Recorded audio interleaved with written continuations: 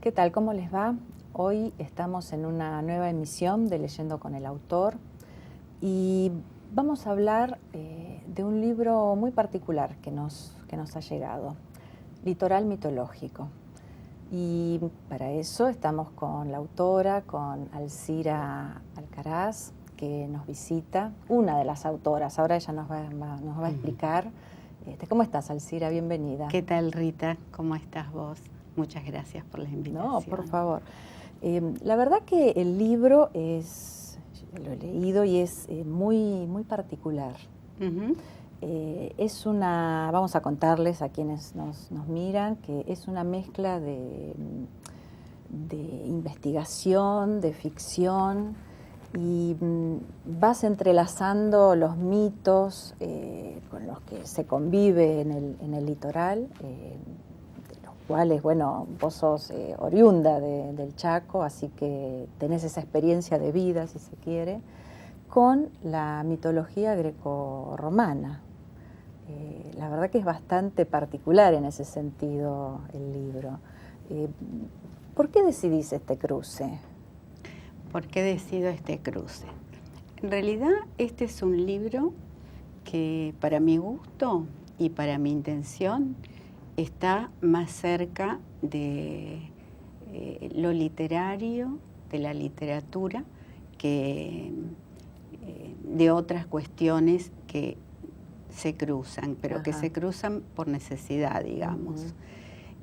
Lo que pasa es que mi intención al escribirlo y cruzar los mitos del litoral, de la influencia de toda la cultura guaranítica sobre la extensa zona litoraleña, cruzándolo con la mitología griega, es una hipótesis, una hipótesis fuerte, que se basa en la universalidad de los mitos, ¿no? ¿Cómo es esto? A ver. ¿Cómo es esto? Para la escuela estructuralista, los mitos serían universales. Para la escuela inglesa no es así para nada. De modo que yo con esta hipótesis y con este cruce que hago, estaría casi como desafiando las leyes de la gravedad. Sobre todo por elegir la mitología griega, porque para la escuela inglesa justamente sería el ejemplo de que tal universalidad no es posible. Lo que ocurre es que los mitos tienen un simbolismo. Son básicamente simbólicos. De modo que entonces hacer una mirada estructuralista sobre los mitos es leer el simbolismo que existe en diferentes roles, funciones, lugares, causas, efectos. Igualmente no es un libro sobre antropología. Por eso te digo que para mí es literatura. Entonces tiene una importante parte ficcional también el libro. Pero necesariamente debe tener un marco histórico, cultural, hasta sociopolítico, para dar cuenta de aquello que estoy postulando. Pero para hacerlo sencillo, para los televidentes, un mito sería una respuesta ficcional. Algo que no se sabe cómo surge, ¿no es cierto? Si querés, no cierta. Una respuesta ficcional a preguntas que son verdaderas. ¿Sí? Claro, no se sabe cómo surge. ¿Por qué? Porque siempre un mito tiene un origen oscuro. De pronto un mito despierta y no se sabe por qué. Esto no se puede predecir. No se puede predecir qué personaje, qué idea, qué pensamiento, qué postulación se va a transformar en un mito. Sencillamente ocurre y se puede leer a posteriori, una vez que ocurrió. Claro. Entonces, por eso decimos, bueno, y el mito despierta. Claro. Y Claro, no se sabe cuál es su origen. Sería que esa explicación simbólica hace raíz o se encarna una pregunta primordial o algo que no se puede contestar de otra manera, ¿no es cierto? Exactamente, lo has dicho muy bien. No hay otra forma de responder a ciertos enigmas, a ciertas preguntas, que a través de 3 caminos. Uno es el mito, otro es el fantasma personal, y otro camino es una escritura lógica, una escritura matemática, porque no hay otra forma de simbolizar, de que eso acceda al pensamiento. Aún con el levantamiento de la represión, no se puede recordar eso, tiene un tope. Encuentra un tope para su acceso al saber, la respuesta a ese enigma, a esa pregunta. Y en el intento de darle sentido, de darle respuesta sobre todo, y de darle una explicación, surge el mito. Bueno, tenemos que decir que Alcira es psicoanalista, lo habrán notado por cómo va surcando el tema de la explicación sobre el mito, ¿no? Por eso digo que este no es un libro sobre antropología, y que lo que decías al inicio respecto de los cruces que tiene el libro, además del cruce entre la mitología del litoral con la mitología griega, hay un cruce psicoanalítico, pero en realidad es solo una mirada psicoanalítica. Claro. ¿Por qué? Porque justamente las ideas de Sigmund Freud adhieren al estructuralismo en el sentido de la universalidad de los mitos. Claro, que es lo que se comprueba, digamos, al final de la lectura de este libro, ¿no? Exactamente. Este libro no es tu primer acercamiento a la escritura, Alcira. Vos ya tenés un recorrido bastante importante dentro de la literatura, de la investigación. Es verdad. ¿Cuándo comenzás a escribir y después a publicar? Este es mi 5º libro, en realidad, pero es el primero que tiene un trabajo de investigación en este sentido, ¿no? Sí, sí. En realidad no hace mucho que yo estoy escribiendo, si bien previo a la aparición de mis libros, escribía, pero escribía desde el psicoanálisis, digamos, trabajos psicoanalíticos. Pero, artículos, ese tipo de cosas. Sí, para congresos, claro, para ateneos, en fin, todos los eventos psicoanalíticos posibles. Yo empiezo a publicar, no a escribir, a publicar en el año 2000. Y me inicio con un libro que se llama Exilio Interior, que es una saga con un marco histórico desde el regreso del general Perón hasta los últimos días del gobierno de Menem. Eso, por ejemplo, es un libro que tiene un marco histórico importante, pero donde yo no investigué, porque fui testigo, entonces lo escribí a pura memoria. Siempre para mí cada libro es un desafío diferente, o yo trato de que sea así, porque si no me aburre y no me interesa escribir. Así que los 5 libros que he publicado son todos muy diferentes. Hay también por ahí una novelita erótica. ¿Y has publicado también con seudónimo? El primer libro, Exilio Interior, lo publiqué con seudónimo, porque yo era parte de la administración pública en algún momento. Y si bien estaba ficcionalizado y cambiados nombres y demás, era mejor que apareciera con un seudónimo. Después tengo un libro que se llama La voz del oráculo, donde ya empieza a asomar la cultura griega. Yo he viajado a Grecia, de modo que los mitos de los que me habló Freud, de alguna manera, cuando realicé un viaje a Grecia, he contemplado los olivares color plata del Peloponeso y me he imaginado al dios Pan porque me iban relatando, ¿no?, mientras hacíamos el recorrido, así que no pude escapar al sortilegio de esta influencia y bueno, acá lo cruzo con uno de nuestros duendes del litoral. ¿Cuáles son los tópicos que te parece que va tomando el sistema mitológico litoraleño? Digamos, ¿y cuáles de esos tópicos son los que se repiten o se duplican en la mitología griega? Hay una multiplicidad de tópicos, si hemos de llamarlo así. Yo tomé en este libro los duendes, que los cruzo con los dioses y semidioses del Olimpo griego. Tomé los bandoleros, porque la zona del Chaco, de la que soy oriunda, estuvo poblada de bandoleros que azotaron la región. Y yo todavía tengo recuerdos de mi adolescencia en que esto ocurría. Y anteriormente también, y todavía quedaban los ecos de los bandoleros que habían pasado por allí. Después están las transformaciones en pájaros.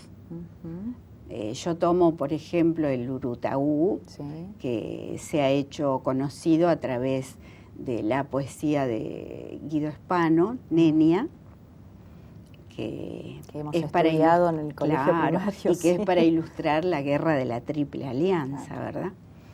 Y el carau que se lo conoce a través de una polca, la polca del carau, pero que en realidad es un chamamé, porque cada uno de mis relatos o cuentos están ilustrados con una poesía o una guaraña o un chamamé, ¿no?, alegórico al tema que voy desarrollando. Y el carau es ese pájaro que fue de alguna manera castigado por Tupá, el dios, porque dejó a su madre morir por quedarse en una bailanta y no llegar con el remedio que había ido a buscar. Con este ejemplo tendríamos que agregar la función didáctica también del mito, ¿no? Contado en el seno familiar, ¿no? Sí, está bueno eso, está buena la idea. Por ejemplo, yo comparo en la mitología griega la venganza de Apolo con el cuervo, que fue blanco nieve, como los cisnes, y que por ir a contarle los amores de su amada, creyendo que iba a ser premiado por su lengua veraz, Apolo lo castiga y lo convierte en un pájaro negro y lo aparta de las aves blancas. Entonces, la enseñanza didáctica, como decís en este caso, sería que lo que perdió el cuervo fue su lengua, ¿no?, que a veces habría que sujetarla. La verdad que es muy interesante, Alcira. Vamos a hacer un pequeñísimo corte. ¿Cómo no? Y después vamos a seguir hablando de los distintos temas que vos vas tocando en el libro. Y si te parece, vamos a entrar en la leyenda del lobizón. ¿Cómo no? Bueno, ya venimos.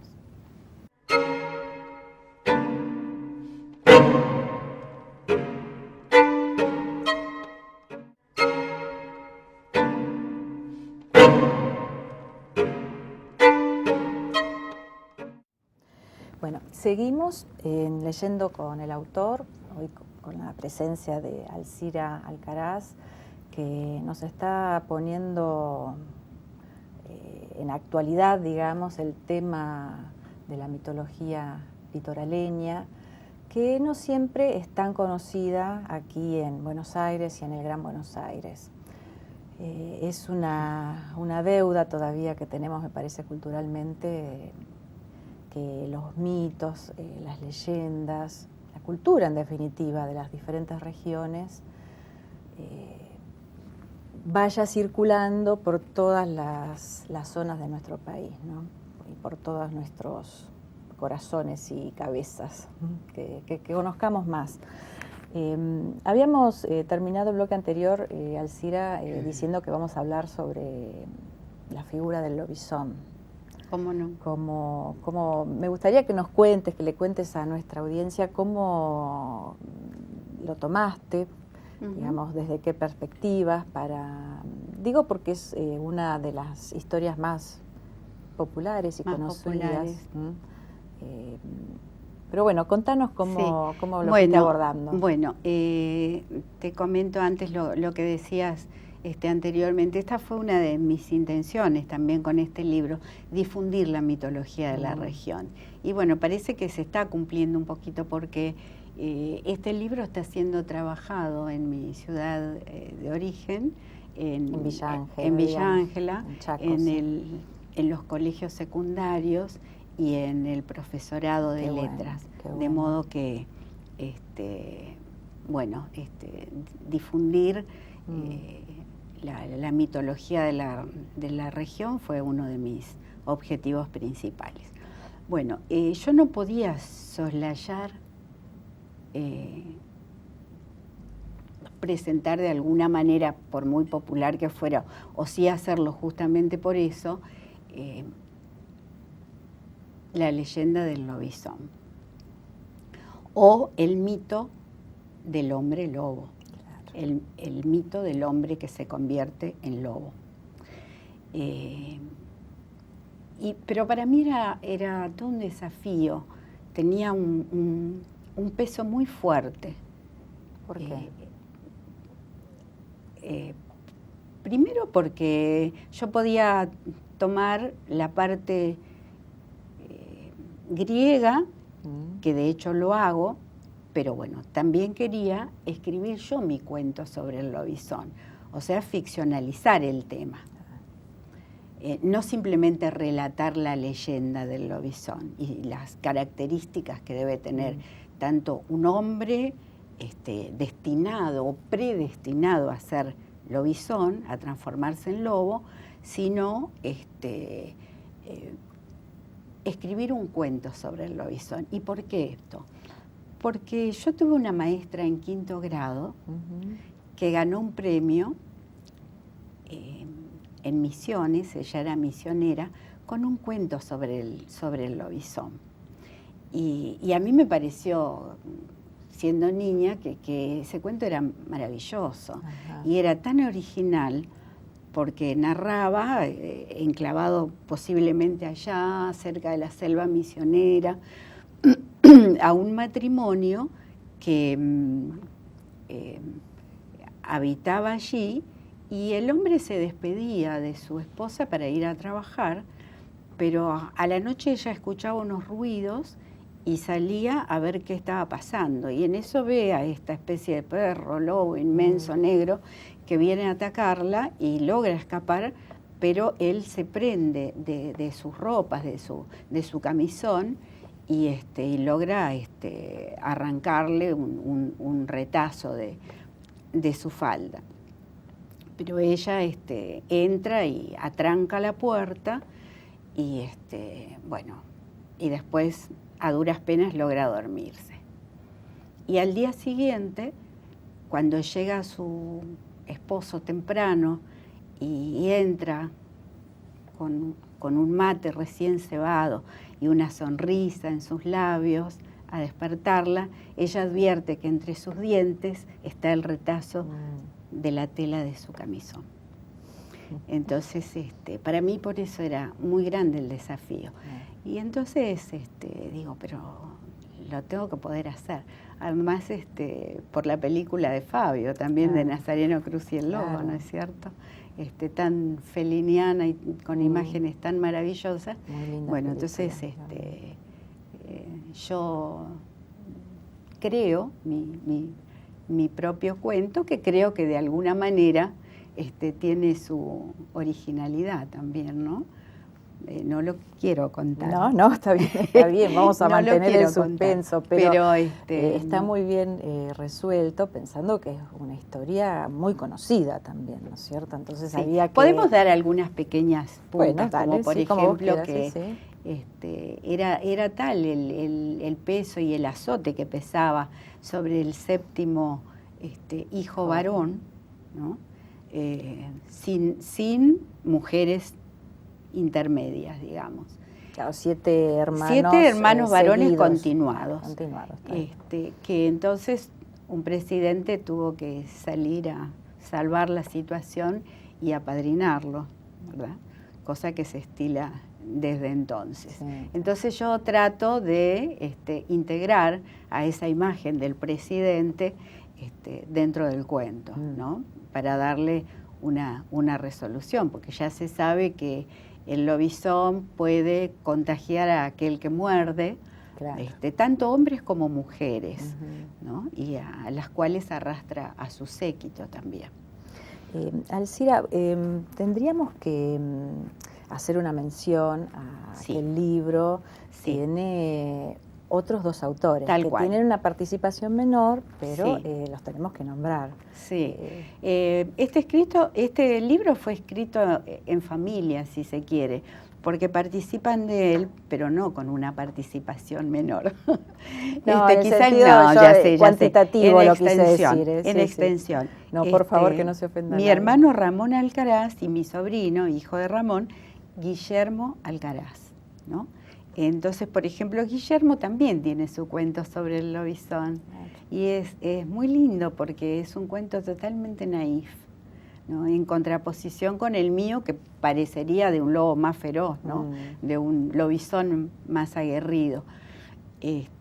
Sí, yo los invité a participar de este libro porque ellos conocen mucho sobre el tema, pero de otra manera, no a partir de la investigación como lo hago yo con la mitología griega, sino para dar testimonio de cómo todos estos temas están tan enraizados en la región que ellos pueden contar relatos de los bandoleros, pero porque tienen información y versiones acerca de los informantes. Claro, porque lo que tenemos que decir también es que el libro va haciendo un recorrido desde el mito de la noche de los tiempos a mitos construidos más recientemente en la historia, claro. Como es el caso de los bandoleros, ¿no? Que se convierten en mito a partir de... Gracias a la gente. Gracias a la gente, exactamente, a la empatía con el pueblo. A la identificación de la gente con estos personajes o estas figuras, que especies de al menos estos bandoleros, sí, especies de Robin Hood, vernáculos. Vernáculos, exactamente. Sí. Vamos a, si te parece, ya tenemos que ir cerrando, pero antes me gustaría que digas 2 palabras nada más sobre la tapa del libro, que realmente es muy hermosa. Bien. Es muy hermosa. Bien. Y muy Para mí es un particular, orgullo decir 2 palabras acerca de esta portada que la realizó un niño, si se quiere, por eso el efecto naif que produce y el encantamiento que tiene el sortilegio. Un niño de 13 años que se llama Gabriel García, que es mi ahijado, hoy tiene 15. Y bueno, cuando yo le hablé de este duende, el duendecito que está saliendo del hueco del árbol, se llama Yasu Yateré, que quiere decir retazo de luna. Entonces, cuando yo le cuento quién es este duende, qué hace, qué pasa con él y demás, el comentario de él es, si no fuera porque es un niño, diría que es pedófilo, me dice. Y se ve que no le gustó tanto la idea, entonces por eso, supongo yo, realizó esta imagen tan cándida, ¿no? tan maravillosa y angelical como es Esta es su versión estilizada de Yacyretá Teré. Muy, muy hermosa. Bueno, y en la contratapa estaría ya el Yacyretá Teré en toda su locura, digamos, en todo su despliegue, porque está ocurriendo la transformación en pájaro. Y por eso se ven los pies al revés, como se dice que tiene, para engañar con la pisada. Claro. Y la ronda de niños a los que seduce y arrastra hacia el hueco de su árbol. Y las ilustraciones que están en el interior del libro acerca de los otros duendes, como el Pombero, Caray Octubre, que fueron realizadas por un pintor maravilloso para mí, que dejó una obra extensa, rica, muy prolífico, y que pintó en realidad todos los personajes de este libro. Pero después decidió descansar y se fue a charlar con Picasso, Miguel Ángel.